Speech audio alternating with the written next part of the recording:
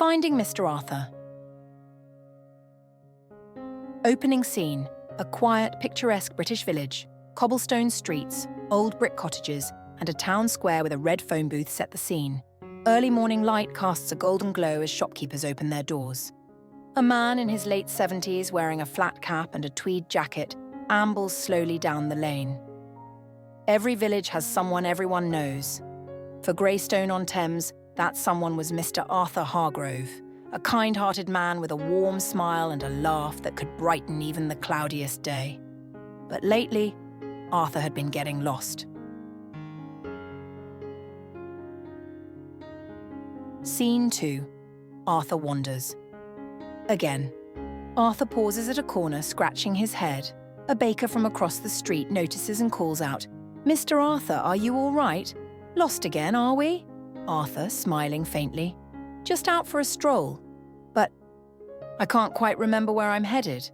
The baker walks him back home, where Arthur's granddaughter Lucy greets him with relief. "Grandad, you've done it again. We've got to keep your walks shorter." Arthur chuckles softly, but there's a flicker of sadness in his eyes as he gazes out the window.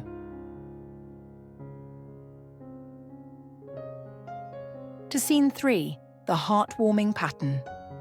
Arthur is gently brought home by various villagers.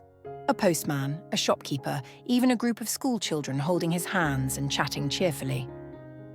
Arthur's wanderings became a familiar pattern, but no one minded. In fact, it brought the village closer, as everyone felt it was their turn to care for the man who had always cared for them.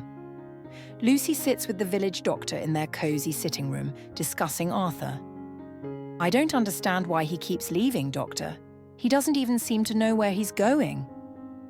Sometimes, with Alzheimer's, it's not about the destination, it's about the memory.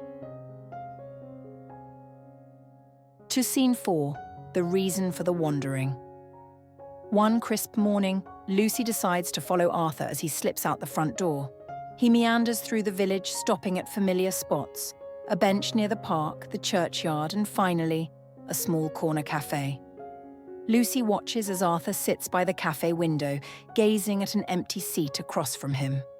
Every place Arthur visited held a piece of his past, a reminder of his late wife, Margaret. They'd shared a lifetime in this village, and though he couldn't always remember her name, his heart never forgot the places they'd loved together. Lucy approaches and sits across from him. "Grandad, was this your favourite spot with Grandma?" Arthur, smiling with misty eyes. "Oh yes, she loved the tea here. Best scones in Greystone." Scene 5. The village comes together. The next day, Lucy and the villagers create a map for Arthur, marking all his favourite spots. They call it Arthur's Memory Walk. As Arthur wanders, he follows the map, greeted by friendly faces at every stop. Arthur's wandering never stopped, but now it had a purpose. The map wasn't just for him, it was for everyone who loved him, a way to keep his memories alive. The story ends with Arthur sitting at the cafe again, this time surrounded by villagers sharing tea and laughter with the bell above the cafe door jingling softly.